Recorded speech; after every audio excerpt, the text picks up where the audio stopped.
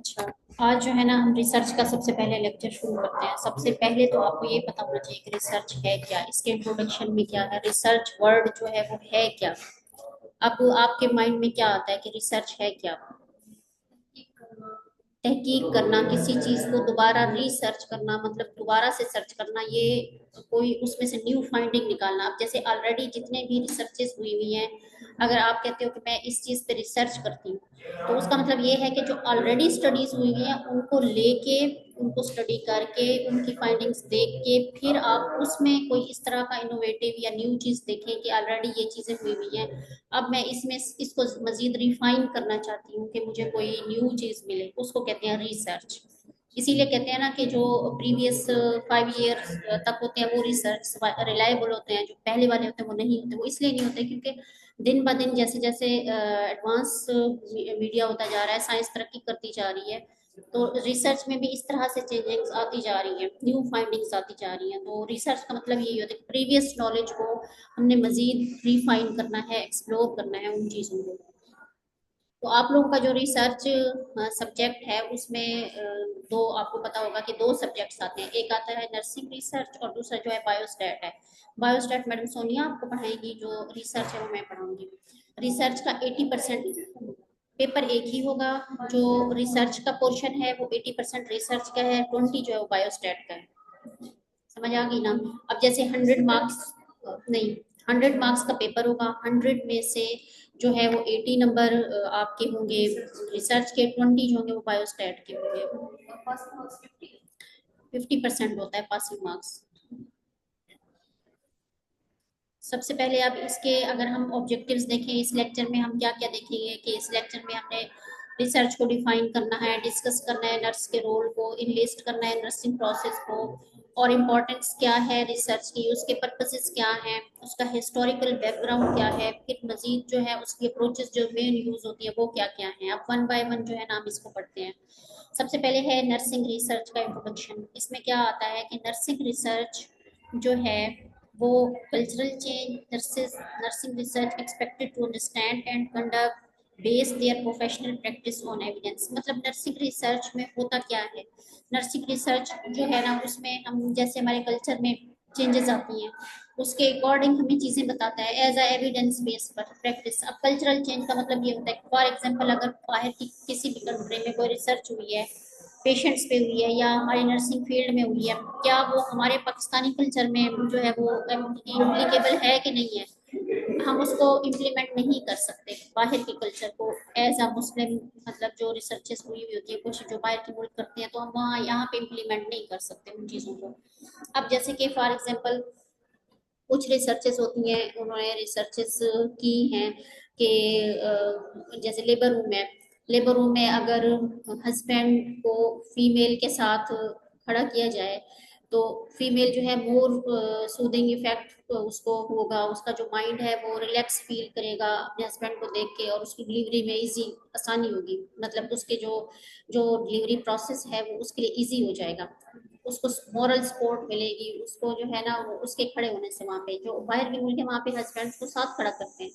अब अगर हम वही चीज यहाँ इम्प्लीमेंट करना चाहें अपनी पाकिस्तानी सोसाइटी में, जैसे कि, और ये जी हाँ जैसे बैकवर्ड एरिया है यहाँ पे अगर हम इम्प्लीमेंट करवाना चाहें तो ये हमारे उसके अगेंस्ट हो जाएगा ना कल्चर के। लोग बातें करेंगे कि ये कैसे है ये वो। तो वो चीजें जो हमारे कल्चर में सूटेबल हैं वही चीजें हमने रिसर्च से फाइंड करके इम्प्लीमेंट करनी होती हैं। एविडेंस बेस्ड प्रैक्टिस क्या है? अब एविडेंस बेस्ड प्रैक्टिस का मतलब भी यही होता है कि एविडेंस का मतलब क्या होता है कि एक सबूत। अगर हम कोई काम कर रहे हैं तो उसका हमें सबूत हमारे पास हो कि ये हम क्यों कर रहे हैं। अब अगर फॉर एग्जांपल आप एक डिजीज है उसका नर्सिंग केयर प्लान बना रहे हो, कोई भी नर्सिंग डायग्नोसिस लेके, तो वो नर्सिंग केयर प्लान जो है वो आपका एविडेंस बेस्ड बनेगा। वो ये नहीं होगा कि आप अपनी तरफ से उसमें चीजें डाल दोगे, आप भी वही प्रीवियस जो रिसर्चेस हुई हैं उनके अकॉर्डिंग, जैसे फॉर एग्जांपल आप बुक्स पढ़ रही हैं, बुक्स में भी तो वही चीज लिखा हुआ है जो रिसर्चेस प्रीवियस हुई हैं और जो प्रूफ है। तो अगर आप बुक के अकॉर्डिंग अपना नर्सिंग केयर प्लान बना रहे हो, इट्स मीन कि वो एविडेंस बेस्ड प्रैक्टिस है आपका। तो एविडेंस बेस्ड प्रैक्टिस का मतलब यही होता है कि जो आप रिसर्च की बेस पे बुनियाद पे जो काम भी करते हो उसको कहते हैं एविडेंस बेस्ड प्रैक्टिस। ये देखिए ना उनका Evidence-based practice defined as the use of best clinical evidence in making patient care decisions, and such evidences typically come from research conducted by the nurses and other healthcare professionals. वही बात आ गई कि जो भी हम क्लिनिकल में अपना use कर रहे हैं एज, तो एविडेंस बेस्ड प्रैक्टिस के अकॉर्डिंग ही हम यूज करेंगे।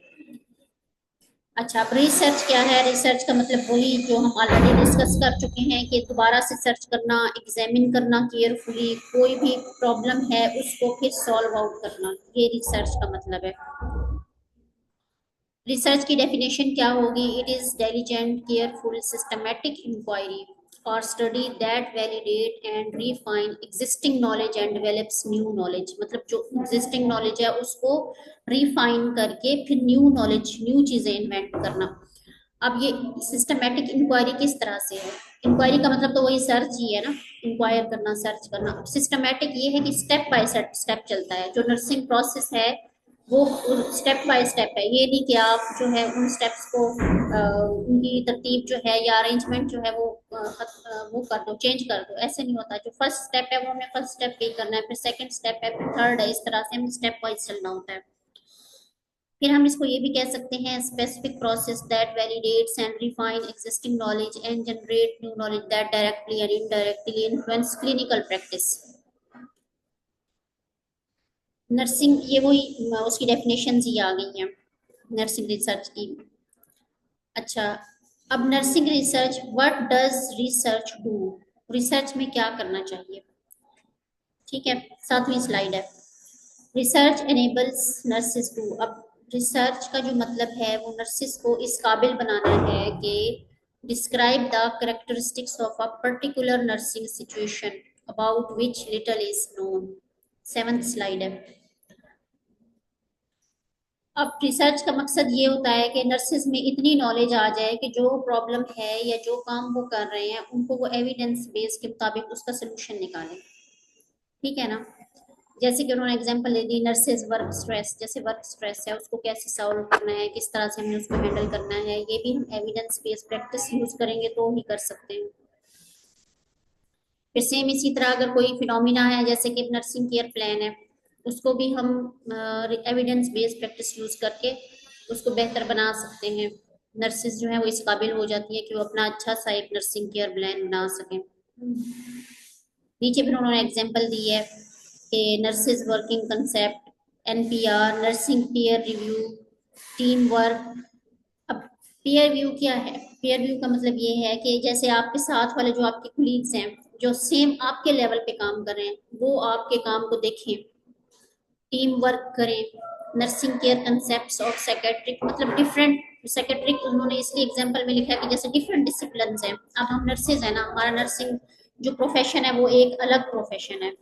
जब हम किसी और डोमेन में देखते हैं, जैसे हम साइकेट्रिक का कोई वो पेशेंट देख रहे हो और उस साइकेट्रिक डोमेन में से कोई चीज यूज कर रहे हैं, अपनी नर्सिंग केयर प्लान में ऐड कर रहे हैं, ठीक है, तो वो क्या आ जाएगा, वो एक अदर डिसिप्लिन आ जाएगा कि अपने डिसिप्लिन में हम और डिसिप्लिन को मर्ज करके बनाते हैं। अब नर्सिंग केयर प्लान जब हम बनाते हैं या नर्सिंग का कोई भी प्रॉब्लम होता है उसको सॉल्व करने के लिए हम डिफरेंट डोमेन्स यूज कर रहे होते हैं, जैसे मेडिसिन फील्ड है, साइकेट्रिक है, तो ये सारी चीजें मर्ज होके फिर पेशेंट की केयर हम करते हैं। ये तो नहीं होता कि हमारा सिर्फ नर्सिंग केयर। अब जब हम नर्सिंग केयर दे रहे होते हैं वो हमारा अपना डोमेन है। इसके अलावा जैसे हम काउंसलिंग कर रहे होते हैं, स्किल्स यूज कर रहे होते हैं डिफरेंट, या एम्पैथी शो कर रहे हैं, तो वो हमारी साइकोलॉजी डोमेन से सारी आ रही होती हैं वो चीजें। But does research do? अभी वही है, मतलब रिसर्च के बारे में भी बताया हुआ है कि रिसर्च नर्सेस को एबल करता है कि वो प्रिडिक्ट करें प्रोबेबल आउटकम्स क्या हैं। अब आप ये देखें ना, जब हम किसी चीज के बारे में इन्वेस्टिगेट करते हैं, रिसर्च करते हैं, तो एंड पे जो रिजल्ट आते हैं वो हमारे कॉन्सिक्वेंसेज होते हैं ना, आउटकम्स होते हैं। तो उस रिसर्च को करने से पहले हमने एफएससी में पढ़ा था ना कि हमने एक हाइपोथेसिस बनाना होता है। हाइपोथेसिस का क्या मतलब होता है कि हम फर्जी एक मफरूजा बना लेते हैं। अब फॉर एग्जांपल अगर आप स्ट्रेस के बारे में रिसर्च करना चाह रही हैं कि वर्क रिलेटेड स्ट्रेस क्या है, वो क्यों हो रहा है, तो आप पहले एक जाहिर है आपके माइंड में ये बात आएगी कि वर्कलोड ज्यादा हो सकता है। आप एक मफरूजा बना लेंगी कि जो वर्कलोड है वो ह्यूमन रिसोर्सेज कम है और नर्सेज की शॉर्टेज है, वर्कलोड ज्यादा है जिसकी वजह से स्ट्रेस हो रहा है। वो एक आपका हाइपोथेसिस बन गया। अब आप उसी को लेके रिसर्च करोगे कि आया जब फिर आपके जब एंड रिजल्ट आएगा कि आपका हाइपोथेसिस ठीक हुआ या नहीं हुआ या गलत है, फिर आप अपने रिजल्ट में बताओगे कि मैंने जो हाइपोथेसिस बताया था वाकई ऐसा है। हाँ, अगर इसके साथ कुछ और रीजंस भी आ जाती हैं, जैसे ऑर्गेनाइजेशनल कुछ फैक्टर्स आ जाते हैं, कुछ इंटरपर्सनल, जैसे नर्स नर्स है, इंटरपर्सनल फैक्टर्स में जैसे हमारा घर आ जाता है, घर की तरफ से कोई टेंशन है हमें, तो वो हम वर्क प्लेस पे आके वो फ्रस्ट्रेशन हम दूसरों पे निकाल रहे हैं, या हम बहुत सैड बैठे हुए हैं जो अपने काम पे फोकस नहीं कर पा रहे हैं, तो वो फिर एक इंटरनल फैक्टर आ जाता है। जो हमने हाइपोथेसिस बनाया था वो एक्सटर्नल फैक्टर था कि भी शॉर्टेज है जिसकी वजह से वर्क बर्डन ज्यादा है और नर्सेस को जो है वो स्ट्रेस हो रहा है। ये एग्जांपल मैं आपको बता रही हूँ।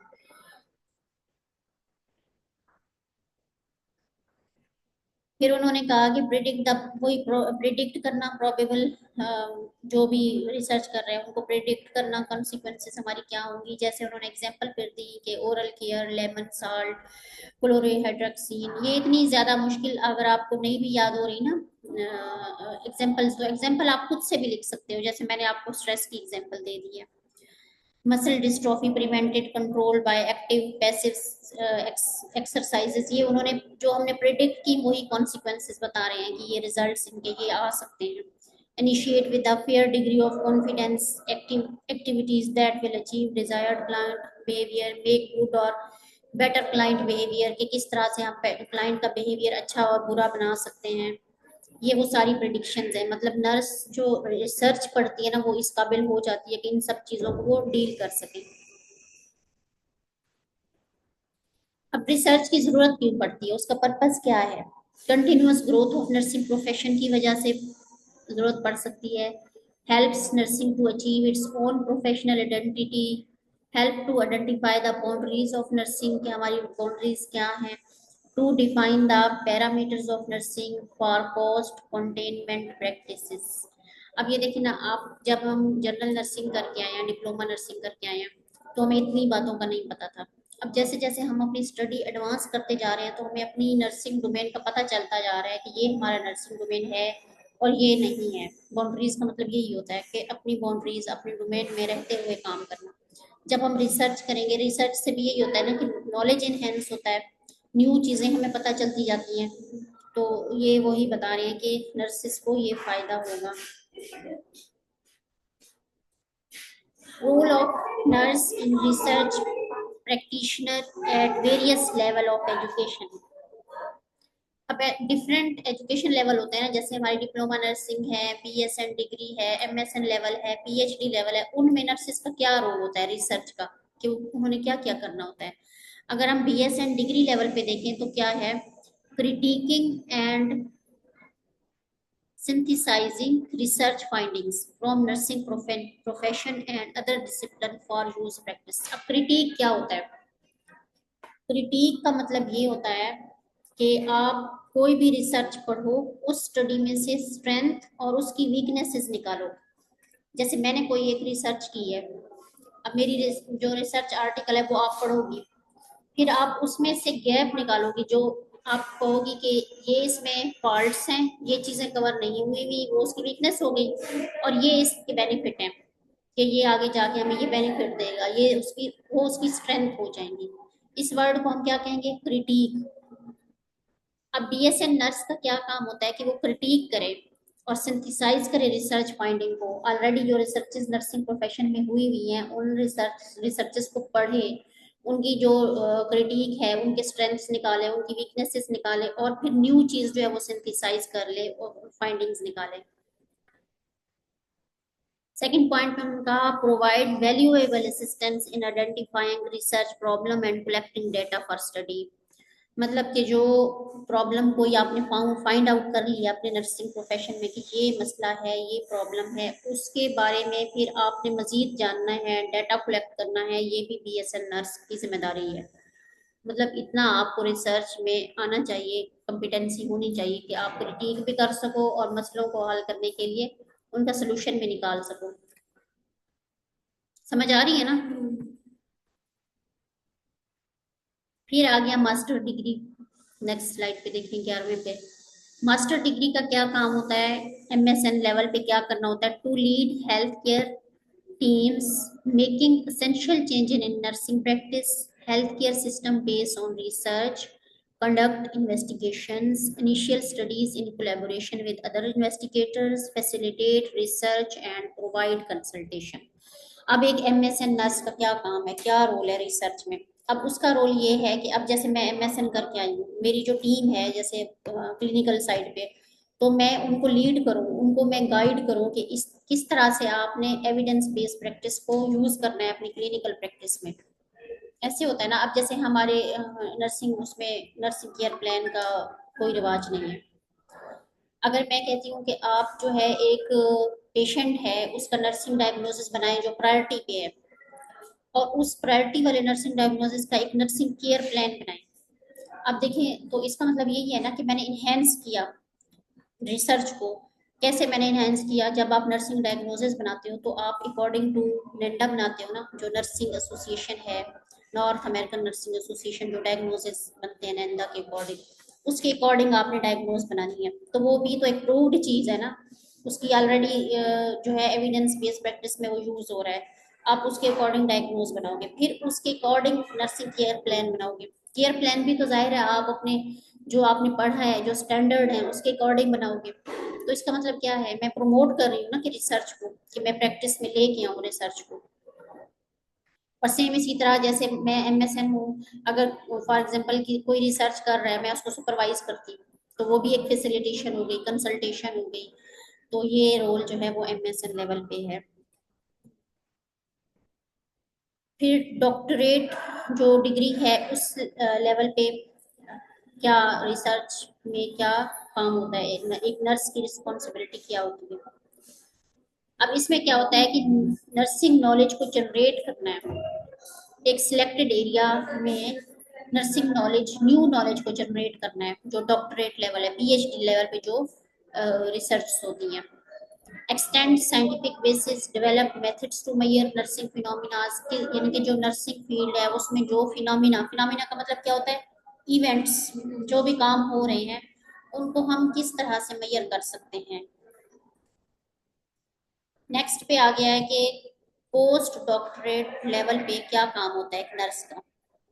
पोस्ट डॉक्टरेट लेवल पे जो है रिसर्च में क्या करती है nurse? Assume a full researcher role. अब इसमें वो एक प्रॉपर जैसे फुल रिसर्चर बन जाती है प्रॉपर वे में, and has a funded program of research. और फिर जैसे रिसर्च में फंडेड प्रोग्राम्स चल रहे होते हैं उनमें वो फिर हिस्सा लेती है उन फंड्स में। डेवलप आ कोऑर्डिनेट फंडेड रिसर्च प्रोग्राम, खुद भी कोई इस तरह का प्रोग्राम बना सकती है जिसमें वो फंडिंग हो रही हो रिसर्च की। तो वो इनका काम होता है। जैसे हम सुनते हैं ना अक्सर एचईसी फंडिंग देती है रिसर्च की। एचईसी की जो फंडिंग जो दे रही है जो टीम, उसमें यही पोस्ट डॉक्टरेट लेवल के लोग ही होते हैं जो फंडिंग प्रोवाइड कर रहे हैं रिसर्च के लिए। ठीक है, समझ आ गई है ना? ये आप लोगों ने इन चारों के रोल याद करने हैं, ये इंपॉर्टेंट है। पहले आता होता था यूएचएस में ये वाला क्वेश्चन कि भी नर्सेज के क्या रोल होते हैं रिसर्च में। फिर यही चारों आपने बतानी है कि बीएसएन लेवल पे क्या रोल है, एमएसएन लेवल पे क्या है, और आपका पोस्ट डॉक्टरेट लेवल और डॉक्टरेट लेवल पे क्या रोल है। अब है नर्सिंग रिसर्च प्रायोरिटीज। अब रिसर्च की प्रायोरिटी क्या होती है? अब आपको ये पता होना चाहिए कि जो फील्ड है हमारा नर्सिंग, उसका क्या फोकस पॉइंट क्या है नर्सिंग फील्ड का हमारा, किस चीज पे फोकस करना होता है हमने? Patient care, good. हमारा मेन फोकस जो है वो पेशेंट केयर है।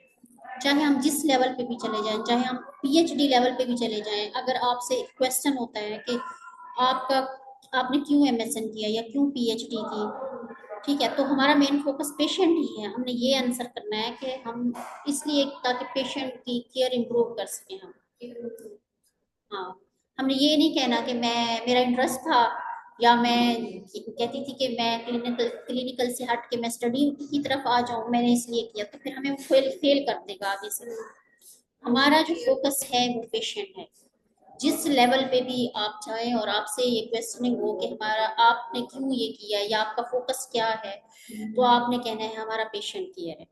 पेशेंट केयर हमारा हमारा प्रोफेशन ही सर्कुलेट, हाँ हाँ, पेशेंट, हमारा जो प्रोफेशन है ना नर्सिंग का, वो सर्कुलेट ही पेशेंट के इर्द गिर्द कर रहा है।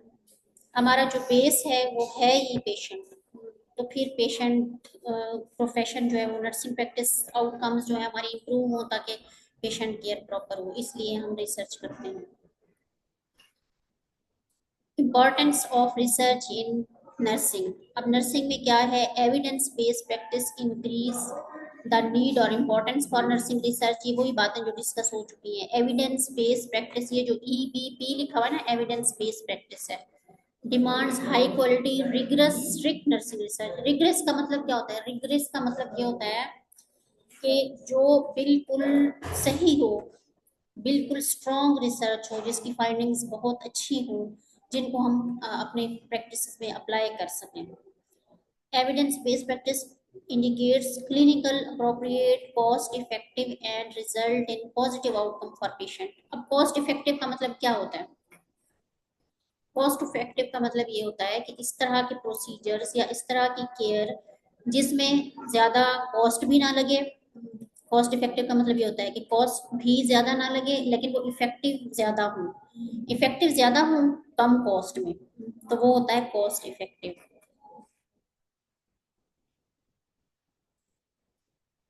Y is research important nursing, फिर क्यों इंपॉर्टेंट है। Knowledge generated through research is essential to provide a scientific basis for description. अब ये देखिए, ये इसके पर्पस आ गए, जनरल पर्पस, ये भी इंपॉर्टेंट सवाल है।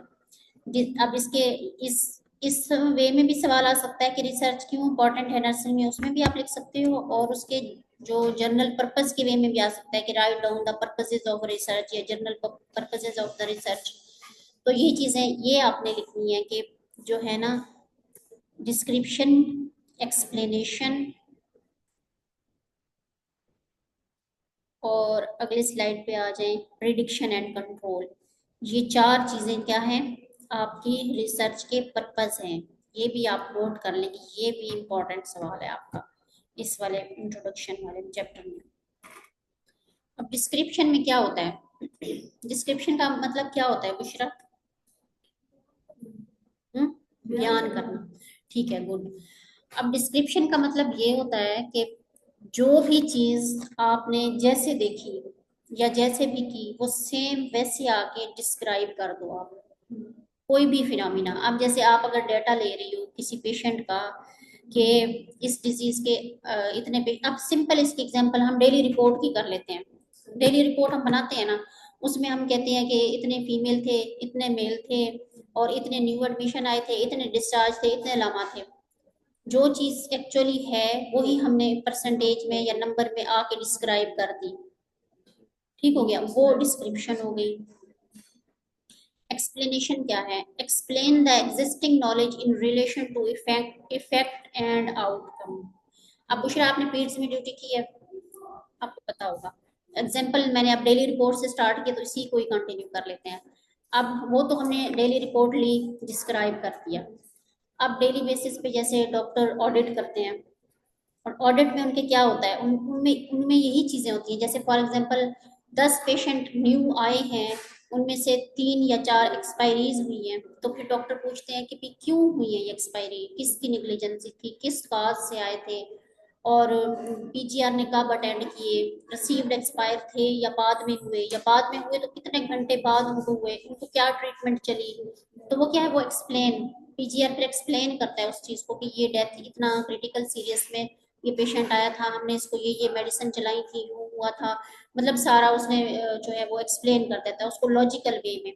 ये होती है एक्सप्लेनेशन। किसी भी चीज को जब हम इफेक्ट और आउटकम को रिलेट करके बयान कर रहे होते हैं लॉजिकल वे में, तो वो हमारी एक्सप्लेनेशन हो जाती है। फिर नेक्स्ट क्या है, प्रिडिक्शन। फिर प्रिडिक्शन क्या होती है कि हम चीजों को प्रिडिक्ट करें। The nurse could predict the outcome on the basis of intervention. कि जो भी, फॉर एग्जांपल हम एक पेशेंट है, उसको हाई ग्रेड फीवर है, हाई ग्रेड फीवर है, और हमने उसको क्या कहा है, स्पंजिंग करो। स्पंजिंग हमारा इंटरवेंशन हो गया ना, हम इंटरवेंशन दे रहे हैं। अब हमारी प्रिडिक्शन क्या होगी कि इंटर ये स्पंजिंग करवाने के बाद इसका फीवर थोड़ा सा डाउन हो जाएगा, 101 100 पे आ जाएगा, तो फिर हम इसको ब्रूफिन दे देंगे और ये सेटल हो जाएगा पेशेंट। वो हमारी प्रिडिक्शन हो गई। ये भी हमारी प्रिडिक्शन हो सकती है कि इतना ज्यादा इसको फीवर है, हो सकता है इसको फिट्स पड़े। ये प्रिडिक्शन हो गई हमारी, हो सकता है इसको फिट्स पड़े, तो इसलिए हम जल्दी से स्पंजिंग करवा देते हैं। तो ये हमारी प्रिडिक्शन हो गई कि कोई भी इंटरवेंशन करने से पहले जो हम प्रिडिक्ट करते हैं, ज्यूम करते हैं, वो हमारी प्रिडिक्शन होगी। अब कंट्रोल क्या है? कंट्रोल का मतलब ये है कि ability to write a prescription to produce the desired result. अब कंट्रोल का मतलब ये होता है कि इस तरह की हम प्रिस्क्रिप्शन दें या इंटरवेंशंस दें जो कि हमारे डिजायर्ड रिजल्ट हमें मीट हो सके। अब फॉर एग्जांपल एक हाई हाई ग्रेड फीवर का एग्जांपल हमने लिया है। अगर हाई ग्रेड फीवर का एक पेशेंट है, तो उसको हम कंट्रोल कर रहे हैं ना फीवर को स्पंजिंग करवा के, उसको हम स्पंजिंग करवाएंगे, उसको हम थोड़ा सा फैन थोड़ा एक्सपोज कर देंगे, फैन चला देंगे हल्का सा अगर मौसम है तो उसके बाद जो है हम यही प्रिडिक्ट करेंगे कि इसका फीवर आहिस्ता आहिस्ता आधा घंटे में घंटे में ठीक हो जाएगा। तो ये हमारी कंट्रोल हो गई। अब रिसर्च के यही पर्पसेस हैं, इन्हीं चारों पर्पसेस को लेके हमने सारा कुछ चलना होता है। कौन सी है? Description, explanation, prediction and control. अब टाइप ऑफ नर्सिंग रिसर्च कौन कौन सी है? नर्सिंग रिसर्च की जो टाइप्स हैं वो हैं quantitative research, qualitative research, outcome, phenomenological, grounded theory, ethnography, descriptive, correlational, खुजाई एक्सपेरिमेंटल, हिस्टोरिकल और एक्सपेरिमेंटल। ये स्लाइड से थोड़ा सा मैं सेटिस्फाई नहीं हूँ, ये जो है ना इन्होंने मिक्स दे दी है। मतलब दो जो है ना आपके मेन है, क्वालिटेटिव और क्वांटिटेटिव, ये मेन है। फिर मजीद जो आगे आ रहे हैं इन्हीं दोनों की टाइप्स होंगी, ये हम फिर जब डिटेल से पढ़ेंगे तो ये आपको मैं क्लियर कर दूंगी। अब क्वालिटेटिव का मतलब क्या होता है कि जो डाटा हम सब्जेक्टिव वे में लेते हैं, जैसे इंटरव्यूज ले रहे हैं हम। और क्वांटिटेटिव का मतलब होता है कि नंबर फॉर्म में जो हम न्यूमेरिक फॉर्म में डाटा लेते हैं वो आपका क्वांटिटेटिव होता है। अभी थोड़ा सा इन्होंने ओवरव्यू यहाँ दिया हुआ, वो हम देख लेते हैं, लेकिन इनको हम डिटेल से फिर नेक्स्ट लेक्चर से पढ़ेंगे, फिर क्लियर हो जाएंगे आपको। अब क्वांटिटेटिव रिसर्च में उन्होंने क्या कहा? Is a formal objective systematic process in which numerical data are used to obtain information from the world। ठीक है, समझ आ गई? जिसमें हम न्यूमेरिकल डाटा लेते हैं। अब जैसे फॉर एग्जांपल मैं एक रिसर्च कर रही हूँ, तो उसमें जस्ट मैं ये देख रही हूँ कि कितने पेशेंट हैं। अगर हम डेली रिपोर्ट की बात करें, न्यूमेरिक फॉर्म में टोटल एडमिशन इतने हैं, डेथ इतने हैं, लामा इतने हैं, ये हमारे पास डाटा किस फॉर्म में आ रहा है? न्यूमेरिकल फॉर्म में आ रहा है। Is hard science, it is perceived as rigorous, exact, systematic, and objective focus on numerical data and using statistical analysis and control in our attempt to eliminate bias। मतलब इसमें biasness इतनी नहीं होती। Biasness का मतलब रिसर्च में क्या होता है कि गलती होना, गलती के जो चांस हैं उसको कहते हैं बायसनेस रिसर्च में। इसमें इतनी गलती के चांस नहीं होते, एग्जैक्ट होता है। ये एग्जैक्ट इसलिए होता है क्योंकि फिगर्स होते हैं, फिगर तो एग्जैक्ट ही होते हैं। क्वांटिटेटिव रिसर्च जो है, इसमें क्या होता है? टेस्ट थ्योरीज को हम टेस्ट करने के लिए यूज करते हैं, वेरिएबल्स को डिस्क्राइब करने के लिए करते हैं, एग्जामिनिंग रिलेशनशिप एमंग वेरिएबल्स। अब वेरिएबल्स क्या है? वेरिएबल का मतलब ये है कि एनीथिंग विच वेरीज, कोई भी इस तरह की चीज जो वेरी करती है। अब मैंने जैसे एग्जांपल दी आपको डाटा की कि हम अगर डेली रिपोर्ट ले रहे हैं, मेल एंड फीमेल, वो क्या है? वो वेरिएबल्स हैं। ठीक है, अगर हम एज के लिहाज से देखते हैं, एज देखते हैं कि इतने ईयर का ये है, इतने ईयर का है, तो वो भी हमारे वेरिएबल हो गए। हर इंडिविजुअल को अपना एक मतलब वो होगा ना, एक जरूरी तो नहीं है सारे जो हैं वो फीमेल हो या सारे मेल हो या सारे जो हैं वो 20 ईयर के हों, 15 ईयर के हों, वो तो फिर हर बंदा जो है वो उसका वेरिएबल चेंज होगा। तो वो क्या है? वेरिएबल कोई भी इस तरह की क्वालिटी या कैरेक्टरिस्टिक किसी भी इंडिविजुअल की या पार्टिसिपेंट की जो वेरी करती है। और सेम इसी तरह डिजीज भी एक वेरिएबल है। जैसे कुछ जो है वो मीजल के पेशेंट होंगे, कुछ डायरिया के होंगे, कुछ आरटीआई के होंगे, तो वो चीजें जो है ना वो वेरिएबल कहलाती हैं। Determine cause and effect interaction between variables, type of quantitative research. अब यहाँ पे उन्होंने टाइप ऑफ क्वांटिटेटिव रिसर्च दे दी है। टाइप ऑफ क्वांटिटेटिव रिसर्च में क्या आ रहा है? डिस्क्रिप्टिव, कोरिलेशनल, क्वाज़ाई और एक्सपेरिमेंटल। ये चार जो हैं ये क्वांटिटेटिव के टाइप्स हैं।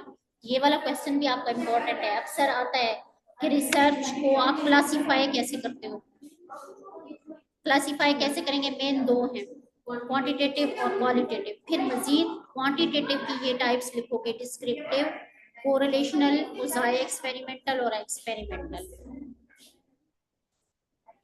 अब आ गई है क्वालिटेटिव रिसर्च। क्वालिटेटिव रिसर्च क्या है? ये एक सिस्टमैटिक प्रोसेस है जिसमें हम सब्जेक्टिव अप्रोच यूज करते हैं। उसमें क्या हो रही थी? और उसमें न्यूमेरिकल या ऑब्जेक्टिव अप्रोच यूज हो रही थी, इसमें हम सब्जेक्टिव अप्रोच यूज करते हैं। अब क्वालिटेटिव की एग्जांपल हम ये ले लेते हैं, जैसे फॉर एग्जांपल मैं चाह रही हूँ कि क्वालिटेटिव रिसर्च करूँ स्टूडेंट्स पे। मैं क्लास में गई और स्टूडेंट्स, हर स्टूडेंट से मैंने इंटरव्यू लिया, ओपन एंडेड क्वेश्चन पूछे और इंटरव्यू लिया, उनके व्यूज लिए। वो क्या होगा? वो क्वालिटेटिव स्टडी होगी। उस क्वालिटेटिव में मुझे उनके एक्सप्रेशंस भी पता चलेंगे, उनके व्यूज भी पता चलेंगे, क्योंकि मैं इंटरव्यू जो ले रही हूँ। तो वो क्या होगा? वो क्वालिटेटिव होगा।